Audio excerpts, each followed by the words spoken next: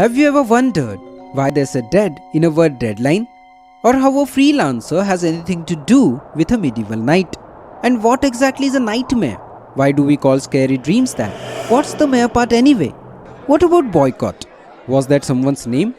And why does quarantine means 40 days? We heard it a lot during COVID, but its history might surprise you.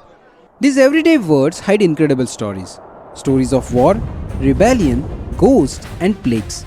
And once you learn where they came from, you will never forget what they mean. Starting with one word that used to mean life or death. Deadline. Back in the American Civil War, there were prison camps. And inside those camps, there was an actual line. A line that prisoners were warned never to cross. Why? Because if you did, you would be shot dead. That line was called the deadline. Now thankfully no one's getting shot for missing a project today. But the pressure? Still kinda deadly, right? That's how deadline became the word we use for time limits. Freelancer. Today, a freelancer is someone who works for themselves. But where did the word came from? Let's right back to the Middle Ages. A freelance was actually a knight, a warrior who had no master, no king. His lance, that is a long spear used in battle, was free. He would fight for whoever paid him the most. So, freelancer. Cool, right? Today's freelancer might write blogs or design logos, but deep down they are still knights with no master. Nightmare. Let's get little spooky now. Ever had nightmare? A really bad dream that left you scared or breathless? Long ago, people believed these weren't just dreams.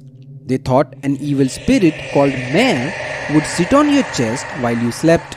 It made it hard to breathe and filled your mind with scary thoughts. That's where the word nightmare came from. Creepy, right? No wonder some people still wake up sweating. Boycott. Ever had this one and thought, wait, what's boycott? Well, in 1800s Ireland, a man named Charles Boycott was a land agent who raised rents on poor farmers.